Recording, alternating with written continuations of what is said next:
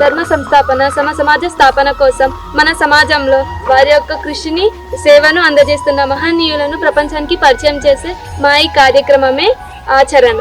మనం ఇప్పుడు శ్రీ శ్రీ శ్రీ సోమప్ప స్వామి తపోక్షేత్రంలో ఉన్నాము. ఇది ఆంధ్రప్రదేశ్లోని కర్నూలు పట్టణానికి 80 కిలోమీటర్ల దూరంలో ఉన్న పత్తికొండ మండలం నల్కదొడ్డి అనే గ్రామ సమీపంలో వెలసినది. ఈ క్షేత్రం 9 ఎకరాల విస్తీర్ణంలో విస్తరించి ఉన్న కొండ ప్రాంతంలో ఉన్నది. ఇక్కడ అనేక రాష్ట్రాల వారు, వివిధ ప్రాంతాల వారు వచ్చి వారి సమస్యల్ని పరిష్కరించుకోగలుగుతారు. మరిన్ని విషయాల గురించి ఇక్కడ ఉన్న సుబ్రహ్మణ్యం గోపి స్వామి వారిని మరియు భక్తులను అడిగి తెలుసుకుందాం. రండి వెళ్దాం.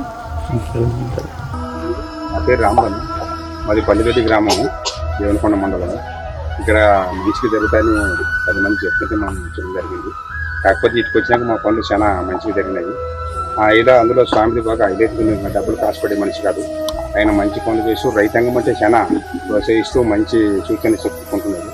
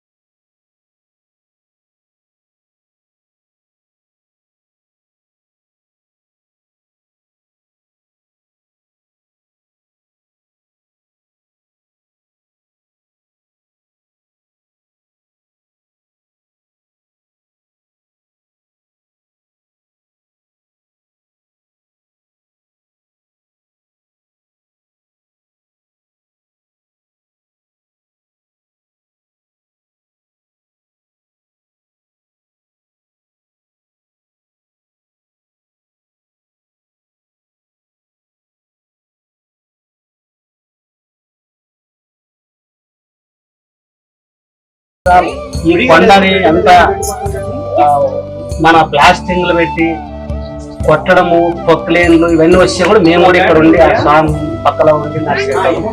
ఆయన వస్తే మాకు కూడా ఏడుండేటోళ్ళకి టీలు కానీ భోజనాలు కానీ ఇటువంటివి మీరు చేయండి తప్ప అనేది లేదు. ఆయన మానవకు శాతం అయితే 20 పని చేయొచ్చు, లేకపోతే చేస్తున్న అవసరం కూడా లేదు. మనకే ఇష్టం ఉండి ఒక పని చేయండి అంటే చేయండి అంటారు, లేదంటే లేదు.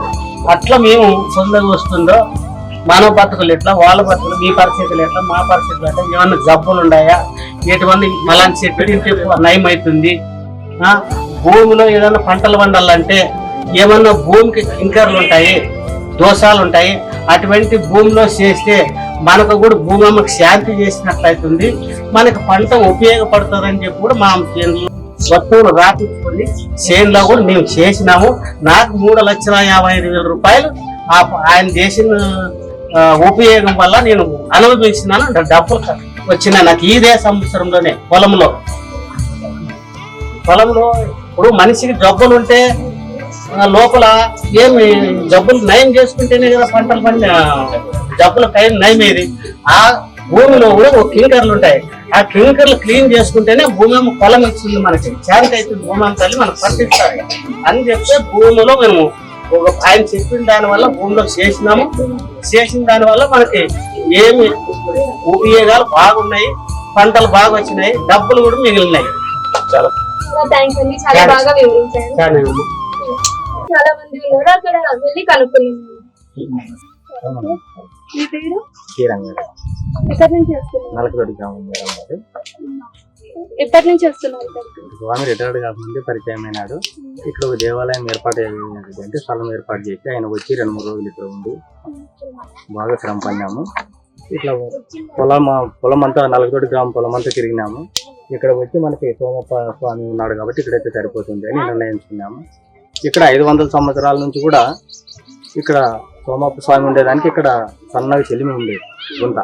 ఆ గుంతలో నీళ్ళు ఎప్పుడు 360 రోజులు వాటర్ ఉండేది.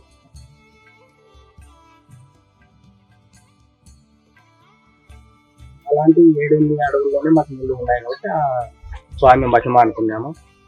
అలాగే ఇట్లా వర్షాలు లేకపోతే కూడా ఆ సోమప్ప స్వామికి రెడ్డి బాణం అని జంగమాల ఇంట్లో నుంచి అని ఇట్లా బాణం వెళ్ళి ఆ పిల్లలు వచ్చి ఆ అన్నం తిని నీళ్ళు అనుకుంటూ పోతే వర్షం వచ్చేది. ఆ అనువైపు మాకు ఈ స్వామి రావడము, మాకు ఇదంతా డెవలప్మెంట్ కావడము మాకు చాలా సంతోషంగా ఉంది. ఏదో భవిష్యత్తులో మేము ఒక పుణ్యం చేసుకున్నాము. ఆయన ఎవరు మేమెవరు, మా గ్రామస్తులు ఆయన ఏ కులము అని అడిగినారు. నా కులంతో అవసరం లేదయ్యా అన్నాను. మంచి ప్రవర్తన ఉంది, పద్ధతులు బాగున్నాయి, నా కులంతో అవసరం అడగలేదు మేము. ఇలాగే కొనసాగుకుంటా వస్తుంది. స్వామి ఏమన్నాడు, మీరేం పెట్టుబడి పెట్టద్దండి, నాకు సాయంత్రం కాలం మాటలు 5-6 మందికి తోడుంటే డబ్బులు పెట్టద్దండి, కనపడతా ఉన్నాండి, పలకరించుకుంటున్నాండి, నేనే సోమస్వామి దిగకూడదు కాదు సౌకర్యం అయినా మీరేం డబ్బులు పెట్టుకోవద్దండి, తిరుగుతూ ఉండండి అన్నాడు. మన సమస్యలు మామూలు.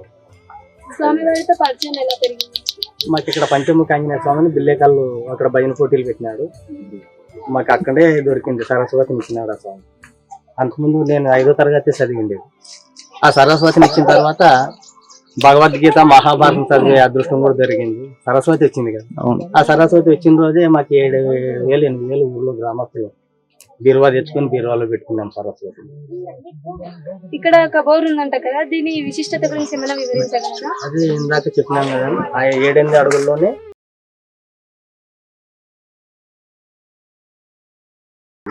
మొత్తం కొండ, పళ్ళ చెట్లు, ఆ స్వామి వచ్చి ఇక్కడంతా బయలుదేసి మనకి ఇంక ఇక్కడ దేవాలయం ఉన్నట్టు నీళ్లు ఉండాలి కదా అని చెప్పేసి ఒక చెల్లి మాదిరి ఏర్పాటు చేస్తున్నాము.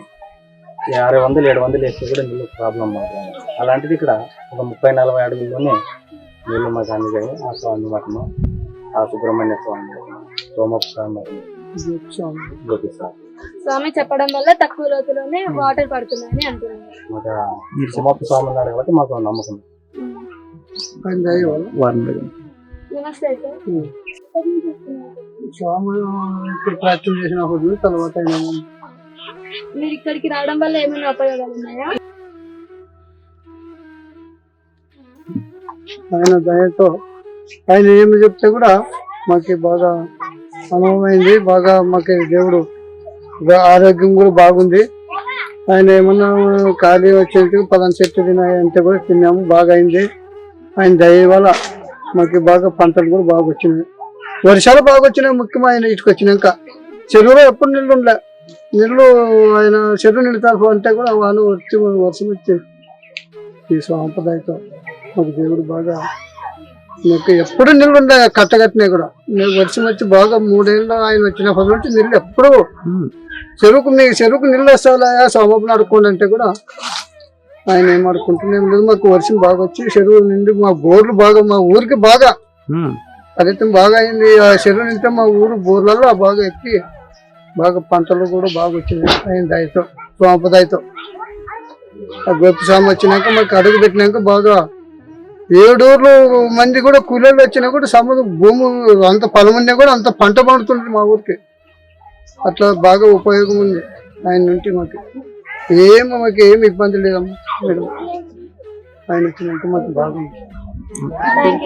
ధన్యవాదాలు, చాలా చక్కగా వివరించారు. సోమప్ప స్వామి వెలిసి ఉన్నారు, వెళ్ళి చూద్దాం కదా.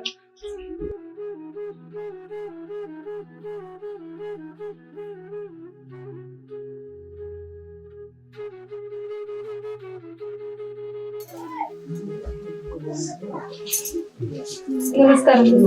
మీ పేరు? నా పేరు స్మితాదేవి. ఎప్పటి నుంచి వస్తున్నారు? మేము అప్పటి నుంచి ఇక్కడ స్వామి తయారైనప్పటి నుంచి గుడి ప్రారంభమైనప్పటి నుంచి వస్తున్నాము.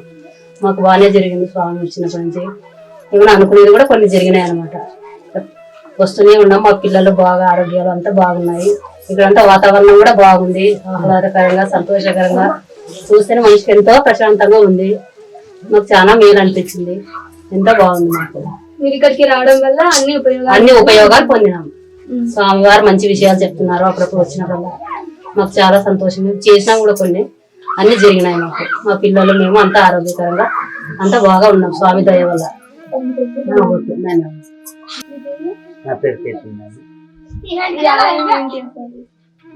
ఈ ఆలయం గురించి కొన్ని ప్రశ్నలు మాట్లాడాలన్నప్పుడు దీనికి సంబంధించి ఒకే రాయితోనే కట్టాలనుకున్నారు. కానీ దానికి కూడా ఇక్కడ మన గ్రామంలో పెద్ద మనిషి ఉంది, ఒకే రాయిలోనే దీనికి సంబంధించి 2 అడుగులు ఫీట్ తీసుకొని రావాలని చెప్పడం జరిగింది. అదేవిధంగా మనకి బిల్లెక్కల్లో ఇక్కడ 8 కిలోమీటర్లు అవుతుంది. అక్కడ ఒకే గుండులోనే 2 అడుగులు ఫీట్, ఒక ఫీట్ అని ఒక దాదాపు 20 ఫీట్లు ఇటుక వేసుకురావడం. వేసుకొచ్చిన తర్వాత కూడా ఆ ఫీట్ ఎక్కడ పెట్టాలా, ఎట్లా పెట్టాలా, దాన్ని ఏ విధంగా మలుచుకోవాలా స్వయంగా ఆయనే ఆ పూజారి దాన్ని అంతా స్వామి మలుచుకునే దాంట్లో కూడా దానికి సపరేట్ ఎవరన్నా బేల్దారు కూడా పెట్టుకోవాలి. ఆయన సపరేట్ ఒక క్రైన్ తయారు చేసుకున్నాడు. ఒక క్రైన్ తయారు చేసుకొని ఆయనే గల్స్ కట్టుకొని ఆయనే స్వయం కట్టుకొని మలుచుకున్న తర్వాత కూడా పైన కూడా ఆయనే పెట్టడం జరిగింది. కాబట్టి ఈ దేవాలయంలో కూడా ఇప్పుడు ఆయన విగ్రహం కూడా తేవడం జరిగింది. ఎవరు సోమప్ప స్వామి విగ్రహం కూడా తెచ్చి ఇక్కడే ప్రతిష్ఠ చేయాలని చెప్పి, ఇంకా దాని మీద కొన్ని నిర్మాణ పనులు ఉన్నాయి కాబట్టి ఆ నిర్మాణ పనులు పూర్తయిన తర్వాత ఇటుపక్కేమో సోమప్ప స్వామి విగ్రహం, ఇటుపక్కేమో తిక్కతాత విగ్రహం పెట్టాలని చెప్పి ఈ విఘ్నాలు కూడా తేవడం జరిగింది. మన నంద్యాల పోయి ఎవరు పెట్టాలనుకుంటున్నారు ఇక్కడ? సుబ్రహ్మణ్య స్వామి. ఆయనకి ఎవరైనా సహాయం చేస్తున్నారా ఈ నిర్మాణంలో? ఎవరు సాయం లేదు, ఆయనే చేసుకుంటాడు. ఆయన ఏం పెడతాడో తెలియదు మనకి. కాకపోతే ఆయనే అంతే, నిర్మాణం పని అంతా ఆయనే. ఇక్కడ ఎవరైనా భక్తాలు ఇచ్చారని కానీ లేదా బయట నుండి ఏదైనా తెచ్చాడని కానీ అవన్నీ ఏటూ లేదు. స్వయంగా ఆయనే తెస్తున్నాడు, ఆయనే పెడుతున్నాడు. కాబట్టి ఇప్పుడు కూడా ప్రతిష్ఠ జరిగితే మన దేవాలయం అభివృద్ధి అని చెప్పి మన గ్రామస్తులందరూ కూడా ఆయన స్వాగతిస్తున్నారు, మంచి పని చేస్తున్నారు. ఎక్కడ మన గ్రామం నుంచి అయితే ఎవరో ఒక రూపాయి ఇచ్చింది. ఏదన్నా ఉంటే అమాసకి ఇట్లా ఏదైనా కారణం పెట్టినప్పుడు అది ఏదైనా అన్నదానం పెట్టాలంటే ఆయన పెట్టిన దాంట్లోనే మేమే తినిపోతాం. ఆయన ఎవరు రూపాయి ఆశించింది లేదు, ఆయన 1 రూపాయి పెట్టేది. ఆయన ఎవరు అడగలేదు, ఇంతవరకు అడగలేదు. రేపేం జరుగుతుందో చెప్పలేదు. ఆయన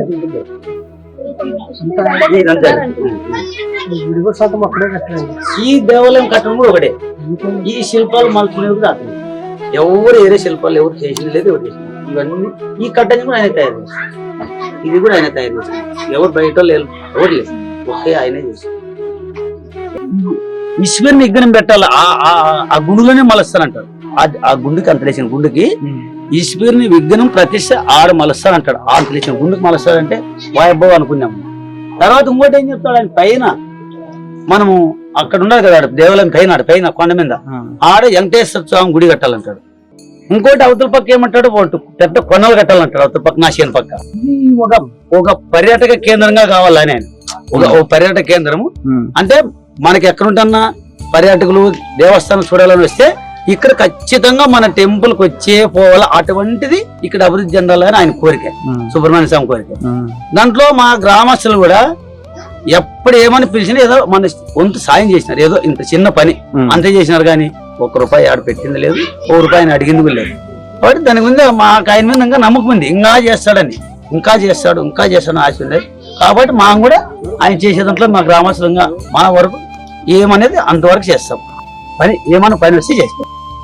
ఇప్పుడు ఏదైనా కార్యం జరిగితే కూడా మొత్తం ఇప్పుడు ఎంతమంది వచ్చినారు, అంతా అమ్మాయిలు వచ్చినారు, పిల్లలు వచ్చినారు, పెద్దోళ్ళు వచ్చినారు, గ్రామస్తులు పెద్ద మాత్రం అంతా చెట్టు కింద ఉన్నారు. కాబట్టి మాకు ఆయన మంచిది చేస్తారు అనుకున్నాం. కాబట్టి రాబోయే తరాలకి ఏదో ఒకటి సుబ్రహ్మణ్య స్వామి ఇంకా మంచిది చేసిపోతారని ఆశిస్తున్నాము. థ్యాంక్ యూ సార్, చాలా బాగా వివరించారు. ఊరు వైరన్మండ. నాకు ఇక్కడ పరిచయం మా బావ ద్వారా తెలిసింది. మా బావకు ఇక్కడ ఉన్నటువంటి గోపి సుబ్రహ్మణ్య స్వామి గారికి పరిచయం వల్ల మా బావ గారు చెప్పారు, అక్కడ ఒక సుబ్రహ్మణ్య స్వామి గారు ఉంటారు, ఆయన చాలా మందికి ఎన్నో రకాలైన దీర్ఘకాలిక వ్యాధులకు మరియు అనారోగ్య సమస్యలకు మంచి హోమియోపతి వైద్యం వనమూలికలతో కూడినటువంటి వైద్యాన్ని ఇచ్చి న్యాయం చేయాలని చెప్పినారు. ఆయన చెప్పిన తర్వాత నేను వచ్చి ఒకసారి కలిసినాను. నాకున్నటువంటి సమస్యలను ఆయనకు వివరించి చెప్పినాను. ఆయన ఇచ్చినటువంటి మందులతో నాకు చాలా ఉపయోగపడినాయి. కొన్ని రకాలైనటువంటి శ్వాసకు సంబంధించినటువంటి మోకాల నొప్పులకు సంబంధించినటువంటి సమస్యలు కూడా తీరినాయి నాకు. తర్వాత ఆయన ఇక్కడ ఒక 3 సంవత్సరాల కిందటే వచ్చినాడు. ఇక్కడ వచ్చిన తర్వాత ఈ క్షేత్రాన్ని అంటే శ్రీ శ్రీ శ్రీ సోంప క్షేత్రాన్ని ఆయన చాలా సొంతం కష్టపడి ఊరి యొక్క సపోర్ట్ తో ఈ నలకదీది అనే గ్రామం సపోర్ట్ తో ఆయన ఈ యొక్క గుడిని అభివృద్ధి చేయడానికి చాలా కష్టపడుతున్నాడు. త్వరలో ఈ యొక్క దేవాలయాన్ని చాలా గొప్పగా చాలా అద్భుతంగా నిర్మించాలని ఆయన కోరిక. మరియు వాళ్ళ గ్రామస్తులు కూడా మంచి పట్టుదలతో ఆయనకు సపోర్ట్ చేస్తా ఉన్నారు. కనుక ఇక్కడ విశేషాలు ఇక్కడ చాలా రకరకాల వనమూలికల చెట్లు ఉన్నాయి. ఇక్కడ ఒక పచ్చని వాతావరణం ఉంది. ఇక్కడ మంచి ఆహ్లాదాన్ని, సంతోషకరాన్ని, ఉత్సాహాన్ని కూడా అందిస్తుంటాయి. తర్వాత రాబోయే కాలంలో ఇక్కడ సోమప దేవాలయం, సోమప స్వామిని నిర్మించిన తర్వాత బాగా అభివృద్ధి చెందుతుందని కోరుకుంటున్నాను. నీ పేరేంటగా? ఎప్పటి నుంచి వస్తున్నావా ఇక్కడికి? ఇదేనా మీరు? ఇక్కడికి రోజు వస్తూ ఉంటావా? ఇక్కడే ఉంటున్నారా? ఇక్కడ గుడికి ఏమైనా ఇచ్చారా మీరు?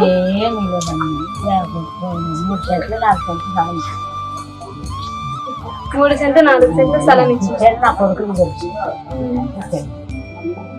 ఇక్కడ రోజు వస్తూనే ఉంటారా మీరు?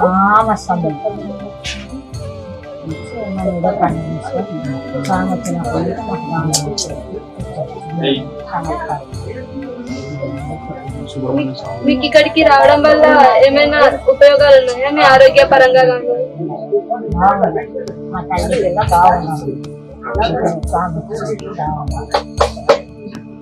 సుబ్రహ్మణ్య స్వామి గారితో ఎప్పటి నుంచి పరిచయం మొదలయ్యారు? 3 ఏళ్ల నుంచి పరిచయం మొదలయ్యారు. స్వామి వారు వచ్చినాక మీ అనుభవాలు ఏంటి?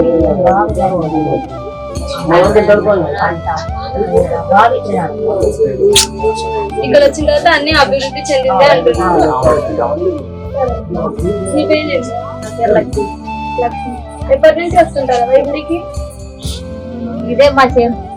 ఇక్కడే ఉంటుందా? రోజు వస్తూ ఉంటారా ఇక్కడికి? మీరు ఇక్కడికి రావడం వల్ల మీ ఆరోగ్య పరంగా కానీ కుటుంబ పరంగా కానీ ఏమైనా అనుభవాలు ఉన్నాయా?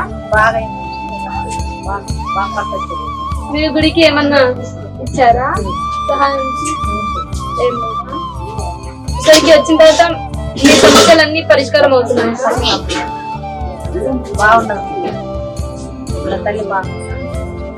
ధన్యవాదాలు. ఎప్పటి నుంచి వస్తున్నారు? ఇప్పుడు మా తాతల కాటి నుంచి వస్తుంది. చిన్న పిల్లల కాటి నుండి మా తాతల కాటి నుండి 100 సంవత్సరాలు. ఇక్కడికి రావడం వల్ల మీకు కలిగిన అనుభవాలు ఏంటి, ప్రయోజనాలు? ఇక్కడ వస్తే కూడా మాకు ఏదో స్వామితో అయితే మాకు ఏదో మేలు అవుతుంది. ఇక్కడ ఈ గుడి నిర్మాణానికి మీరు ఏమన్నా అందించారా? మేమే ఊరు అందించలేము, అంత స్వామి ఎవరి సహాయం లేకుండానే స్వామివారు అంతా నిర్మిస్తారు. మీరు ఇక్కడికి ఎన్ని సంవత్సరాల నుంచి వస్తారు? నేను చిన్న పిల్లలు కట్టినట్టు మా తాతలు కట్టినట్టు వస్తున్నాం. ఇక్కడికి రావడం వల్ల కుటుంబ సమస్యలు ఆరోగ్య సమస్యలు కానీ ఎలా ఉంటాయి? మేలమ్మాయి వచ్చి స్వామి ఏదైనా చెప్తుండే, ఇంతకుముందు ఏదో మొక్కుంటూ పోతుంటే స్వామి వచ్చి ఏదన్నా ఇది అడిగితే మేలు. స్వామి ఎప్పటి నుంచి స్వామి వారితో పరిచయం పెరిగింది? ఇంకా ఆయన వచ్చినప్పటి నుండి వస్తున్నాము. ఆయన వచ్చినప్పుడు కరప్ప గారు ఇప్పటి నుంచి వస్తున్నారు ఇక్కడికి? ఇప్పుడు ఏమో పొలంలో ఉంటే కాయ తెచ్చుకొని ఇప్పుడు ఆయన వచ్చిన ఆయన వచ్చిన కారణంటే ఆయన ఎప్పుడైనా పిల్లలు చూసారో వస్తుంటాము. ఏదైనా పని కానీ అంటే పని అంటే చేతులే ఆయన మా దగ్గర ఊపిలో తోడుగా ఉండేదానికి చెప్తున్నాడు. ఆయన ఏమంటే మామూలు ఎవరు కావాలి ఏం సాయం చేసిండే వచ్చి చెప్తున్నాను. నేను వచ్చిన జీవుడు మంచి చెట్టు ఆయన చూసుకుంటాను. తరచుగా మీరు ఇక్కడికి వస్తూనే ఉంటారా? నాకు చెప్పాను, నాకు పని అయినప్పుడు వస్తుంటాను. ఆయన పిల్లలు తీసుకొని వస్తుంటాను. పండుగలు కూడా కాయలు కూడా తెచ్చి ప్రతి పండుగలకి మీరు చెప్పండి, మీ పేరు? నా పేరు మస్తాన్, నలగజెట్టు. ఇక్కడ 2 సంవత్సరాలు స్వామికి వచ్చి మొక్కలు పోతుంది. మాకు అన్ని అనుకున్నవన్నీ అన్ని కరెక్ట్ అవుతాయి. బాగుంది స్వామి వల్ల. స్వామికి వచ్చి నుంచి స్వామి ఉన్నాడు, కానీ నుంచి రాలేచ్చినప్పటి నుంచి ఈ స్వామి వచ్చిన దేవాలయం ఏర్పాటు చేసిన తర్వాత అప్పటి నుంచి వస్తుంది. బాగుంది. మాకు చాలా స్వామికి వచ్చినప్పటి నుంచి బాగుంది. మీరు ఇక్కడికి రావడం వల్ల మీ అనుభవాలు ఏంటి? మీ ఇంట్లో ఆరోగ్య సమస్యలు? ఆరోగ్యాలు అందరికీ బాగుంది. మనం అనుకుని కూడా మాకు కరెక్ట్ అయినవి వచ్చి మేము పూజ చేసుకొని పోతున్నాం.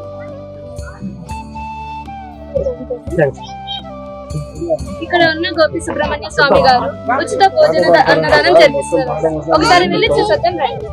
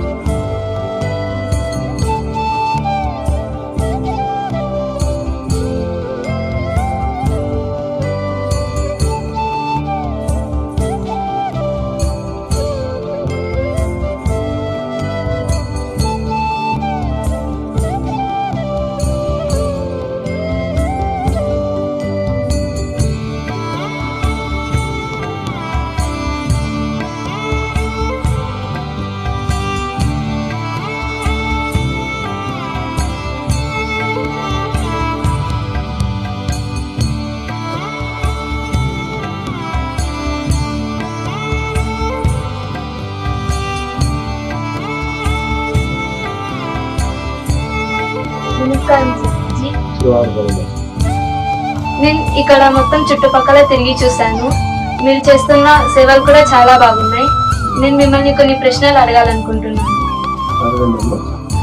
మీ కుటుంబ నేపథ్యం గురించి చెప్పగలుగుతారా? నా పేరు సుబ్రహ్మణ్యం గోపి, మాది కర్నూలు నివాస స్థలము.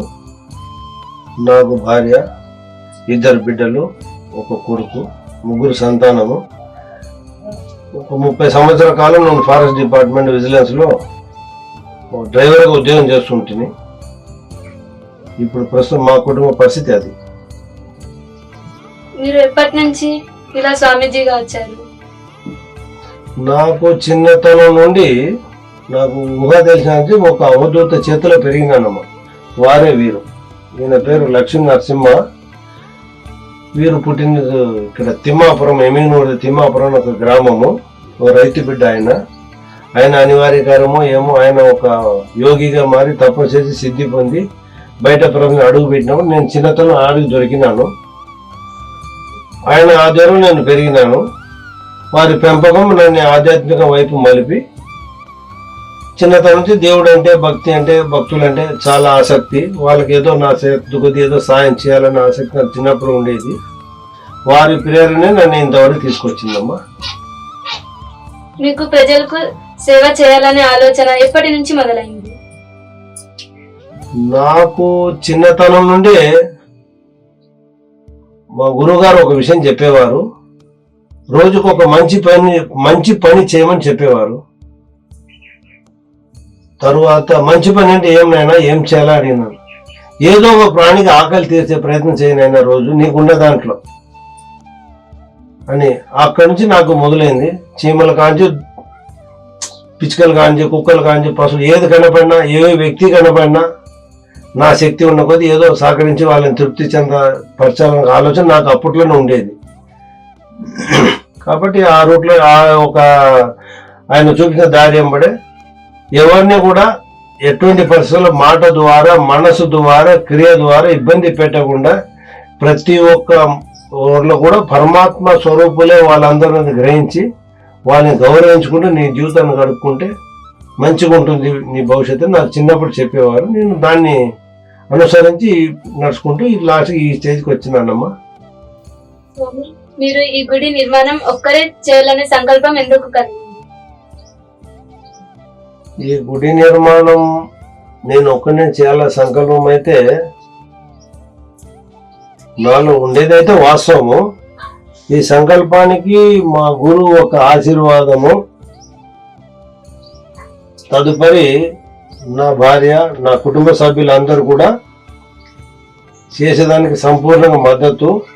తదుపరి ఈ నలగదొడ్డి గ్రామము ప్రజలు సంపూర్ణంగా అన్ని రకాలుగా ఎప్పుడు ఏ సమస్యలు వచ్చినా ఏ పని పడినా అందరూ వచ్చి శారీరకంగా చాలా కష్టపడి ఈ గుడి అభివృద్ధికి అన్ని రకాల తోడ్పాటు అయి చేస్తున్నారు. ముందు నేను ఉన్నాను, నా వెనక వాళ్ళు దీన్ని సహకరించి ఈ ఆలయ నిర్మాణం, ఈ ఆశ్రమం నిర్మాణానికి అన్ని రకాల తోడ్పాటు అయి చేస్తున్నారు. ఈ ప్రస్తుతం ఈ పని జరుగుతూ ఉన్నదమ్మా. స్వామి, మీ గురించి ఇక్కడ వివిధ రకాలుగా చెప్తున్నారు, చాలా సహాయపడుతున్నారని కూడా చెప్తున్నారు. మరి మీరు ఏ విధంగా సహాయం చేస్తున్నారు ప్రజలకు? ఇక్కడ సహాయం అనేది వాళ్ళు వచ్చి వాళ్ళు ఒక కష్ట సుఖాలు నాకు చెప్పినప్పుడు మా స్వామి చూపించిన మార్గం ద్వారా ఇది 3 రకాలు ఉంటుందమ్మా సహకారం. కొందరు సంసార సాధక బాధకాలు, కుటుంబంలో మనశ్శాంతి లేక రకరకాల సమస్యలు ఎదుర్కొని బయట చూసే ప్రజలకు వీళ్ళు బాగానే ఉంటారు, కానీ లోపల అందరూ అగ్నికులం మడుతూ ఉంటారు. వీరి సమస్యల్ని వాళ్ళు మోసుకొస్తారు. ఏ విధంగా అంటే కొందరు అప్పుల పాలైంటారు, కొందరు అనారోగ్యం అయింటారు, కొందరు పిల్లలు వృద్ధికి రాకుండా నిలబడిపోయింటారు, కొందరు పెళ్లిళ్ళు కాకుండా ఆగిపోయింటారు పిల్లలు, కొంతమందికి సంతానం లేని పరిస్థితి, కొందరికి దీర్ఘకాల రోగము, మనిషి రకరకాల పీడిస్తుంది, కొందరికి చతుర్థం బాధ ఎక్కువ ఉంటుంది. వీళ్ళందరూ వస్తారు ఇక్కడికి. మన దగ్గర ఏమీ పెద్దగా మందు కానీ అటువంటి కానీ చిటికలు మంత్రాలు తంత్రాలు తెలియదు. మేము ఎంతసేపునా గురువు గారు చూపించిన ఒక ధ్యానం పద్ధతిలో ధ్యానం చేస్తూ వారి ఆదేశానుసారము కొన్ని చెట్టు మూలికలు క్రియలు నేర్పిస్తున్నారు. కొంత మంత్ర సిద్ధి వాళ్ళకి ఈ విధంగా పూజ చేసి ఇటువంటి ఫలితం వస్తుంది, కొన్ని చెట్టు మూలికలు కొన్ని. ఇంకోటి వాళ్ళ నమ్మకాన్ని బట్టి వాళ్ళకు మేలు జరుగుతుంది. వాళ్ళు నన్ను నమ్మిండవచ్చు, నేను ఆయన నమ్మింటాను. ఈ నమ్మకం ఒకరి మీద ఒకరు అట్లా స్పాకుండా పోయి ఆ విధంగా వాళ్ళకి మేలు జరుగుతుంది. వాళ్ళ గ్రామస్తులు మీకు చెప్పిండవచ్చు. ఇందులో స్వతహాగా నా స్వార్థం అయితే ఏమీ లేదు, నేను ఎవరినో రూపాయి ఆశించలే. ప్రతిదీ కూడా వాళ్ళు ఏ భావంతో వచ్చినారో వాళ్ళకి ఆ భావమే వాళ్ళకి ఫలితాన్ని చూపిస్తుంది. ఇందులో నా గొప్పతనం ఏం లేదు, వాళ్ళ నమ్మకము, గురుదేవుల ఆశీర్వాదం. నేను మధ్యవర్తిని మాత్రమే. అంటే వాళ్ళ మనసులో ఉన్నమాట వాళ్ళు చెప్పినారు, వాళ్ళకి కనబడింది నేనే కాబట్టి ఏదో నేనే చేసినాను వాళ్ళు అనుకున్నారు, కానీ నేను కాదు.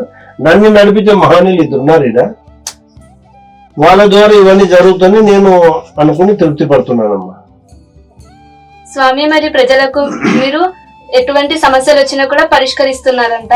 మళ్ళీ వారి సమస్యలకి మీరు ఏమైనా దక్షిణ తీసుకుంటున్నారా?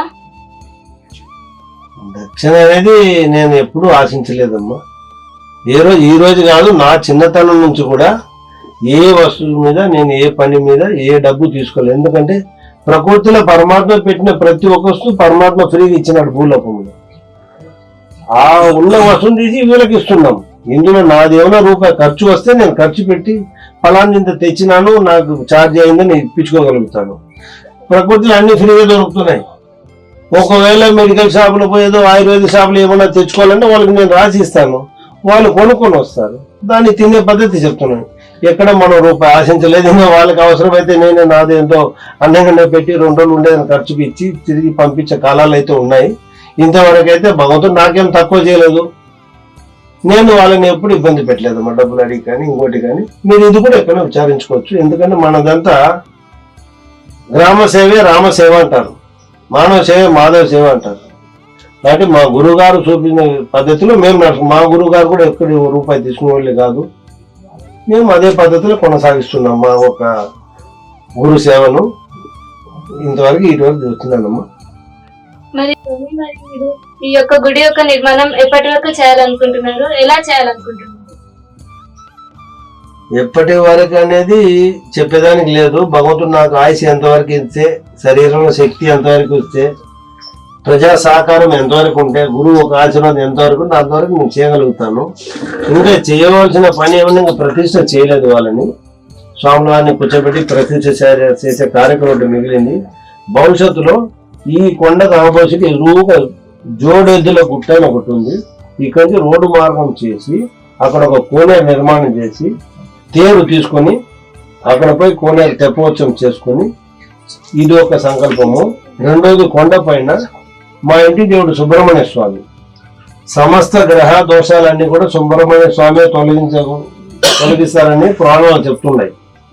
కాబట్టి ఇక్కడ సుబ్రహ్మణ్య స్వామిని పెట్టడం వల్ల ఈ గ్రహ బాధలు ఉన్న వాళ్ళకు అన్ని రకాల గ్రహ కష్టం విముక్తి కలుగుతుంది. రెండవది వెంకటేశ్వర స్వామికి సంబంధించి ఒక దేవాలయం పైన చేయాలని నిర్ణయించుకున్నామ్మా. అది ఒక ఎంతవరకు పూర్తయ్యేది భగవంతుని ఆశీస్సులు, గురువులు ఒక ఆశీర్వాదము, ప్రజలు ఒక సహకారం మీద ఆధారపడి ఉంటుంది. నా సంకల్పం నాకు ఉంటుంది. ఇప్పుడు ప్రస్తుతానికి ఇది ప్రతిష్ట అయిన తర్వాత నెక్స్ట్ అంటే ముందు ఈ పని చేయాలని సంకల్పం ఉంది అమ్మా. మరి మీరు ఇక్కడ నిర్మాణ పనులు చూస్తున్నారు కదా, మీరు ఎప్పుడు ఈ ఆశ్రమంలోనే ఉంటారా లేకపోతే తరచుగా వస్తూ వెళ్తూ ఉంటారా? నేను ఇక్కడే వీలైనంత వరకు ఇక్కడే ఉంటానమ్మా. ఎక్కువ ఏమంటే మా కుటుంబ సభ్యులందరూ పక్కన ఊర్లో ఇల్లు తీసుకున్నారు. ఇక్కడ ఇంకా ఫెసిలిటీ అంత లేదు, పిల్లలు చదువుతున్నారు కాబట్టి వస్తూ పోతూ ఉంటాను. అది ఎక్కువ భాగం ఇక్కడే ఎక్కువ ఉంటాను.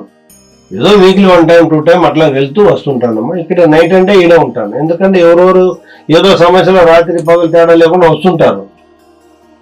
వాళ్ళని వచ్చిన వాళ్ళు ఏదో స్వామి నమ్మి వస్తారు, వాళ్ళు స్వామి లేదని ఒక బాధతో తిరిగి పోకూడదు.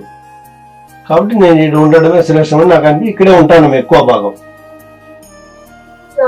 మీరు దీర్ఘకాలిక వ్యాధులను నయం చేస్తున్నారంట, మళ్ళీ మీరు వాటి గురించి ఒక 2 మాటలు చెప్పండి. 2 మాటలు చెప్పేదానికి దీర్ఘకాలిక వ్యాధి అంత తెలియపోయేది కాదు. సరే మీరు అడిగినారు కాబట్టి చెప్తున్నాను. ఇప్పుడు ఈ నలగదొడ్డికి ఎమ్మిగినూరు మధ్యలో ఒక మునుగుందమని ఒక ఊరు ఉంది. మునుగుందమంటారు.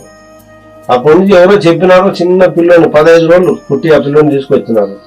తల్లికి పాలు లేదు, పిల్లోనికి రాగి గంజి పోసి వాడు కాలు చేతి నిలబడి ఉన్నాడో పోతాడో కూడా తెలియని పరిస్థితి. ఎవరో చెప్పిన మాట విని వాళ్ళు తీసుకొచ్చినారు. సరే ఇప్పుడు తల్లికి పాలు కావాలా, తల్లికి పాలు ఇస్తే పిల్లడు నయమవుతాడు, అంతే కదా. తల్లికి పాలు వచ్చేదాన్ని కొన్ని 100 మూలికలు కొన్ని చెట్లు తీసి ఇచ్చి పిల్లోనికి ఏదో గురువు పేరు మీద ఆశీర్వాదం చేసి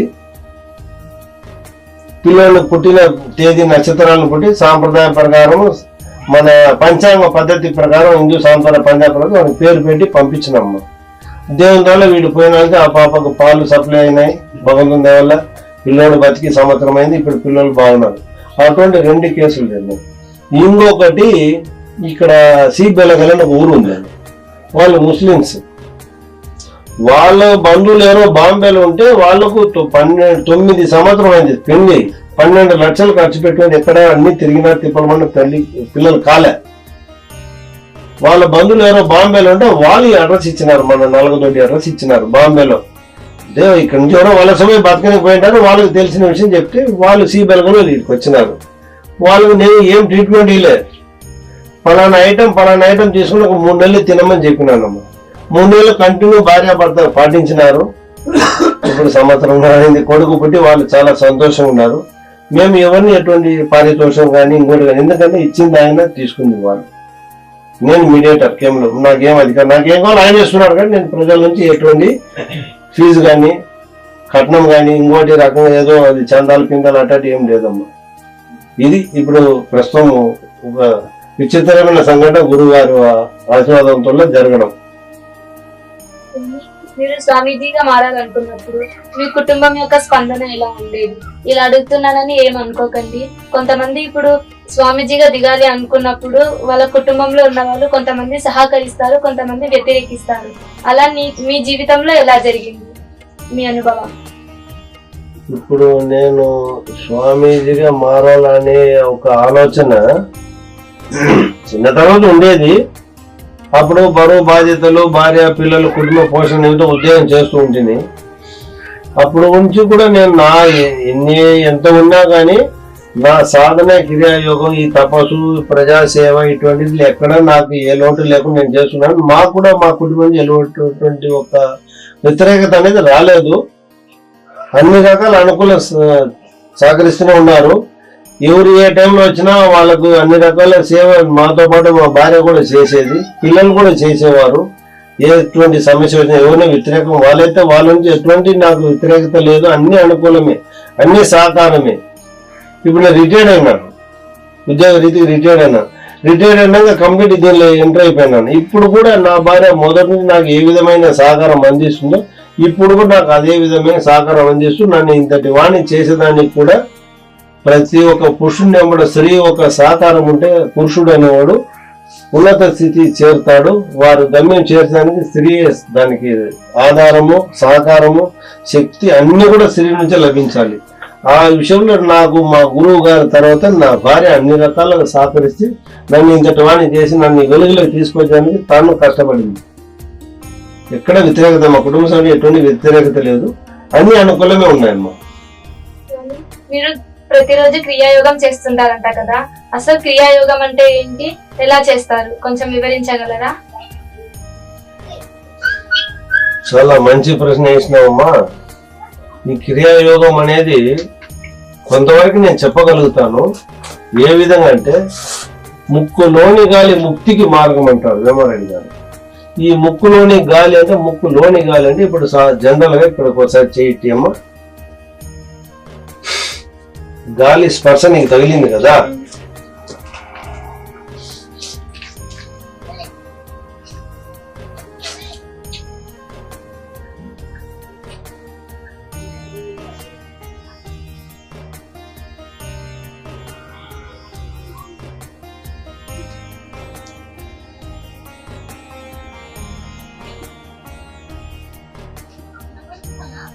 ఫస్ట్ ఒకసారి నేను గాలి ముక్కు నుంచి వదిలినాను, ఆ స్పర్శ మీకు తగిలింది.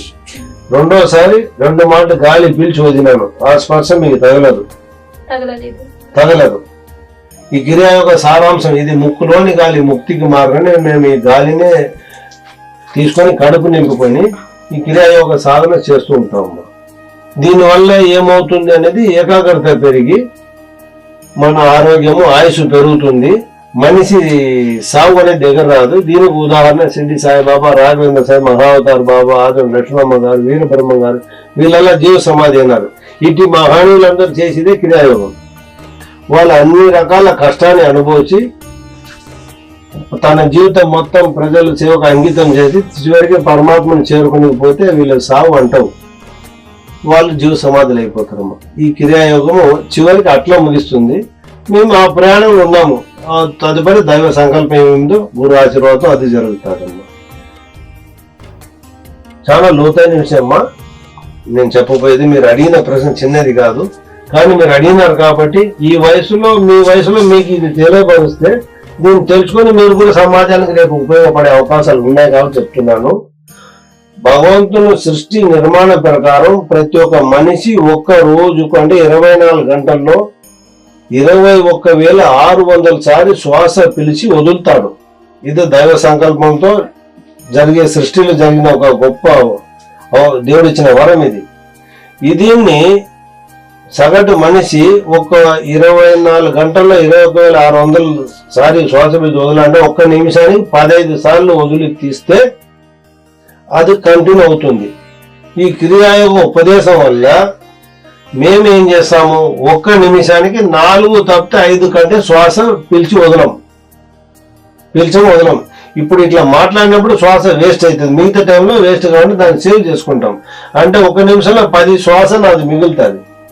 ఆ విధంగా గంటకి ఎంత, రోజుకి ఎంత తీసుకుపోయి లాస్ట్కి ఏమి నా శరీరం ఒక ఆయు ప్రమాణం అయిపోయినా కానీ నాది ఒక శ్వాస మిగిలింటుంది. భగవంతుడు ఇచ్చిన కోట పూర్తి కాలేదు కాబట్టి నాకు సాగు రాదు.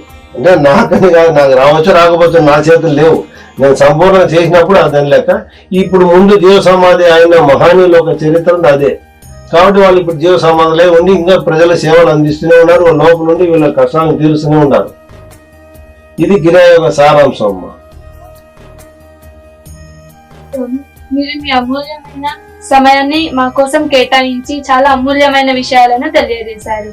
మా ఈ ఏజీవీఆర్ ఎస్ఎస్సి ఛానల్ తరపున మనస్ఫూర్తిగా ధన్యవాదాలు చెప్పుకుంటూ నమస్కారం. జై శ్రీ భక్త కార్యకల్ప ద్రోమ శ్రీమద్ రాజాది రాజా యోగి మహారాజా త్రిభువనానంద అద్వైత అభేద నిరంజన నిర్గుణ నిత్య నిరాడంబ పరిపూర్ణ సదోహిత సకల మత పూజిత శ్రీ సద్గురు తిక్క లక్ష్మీ నరసింహస్వామి గురు మహారాజ్ కి జై. మీరు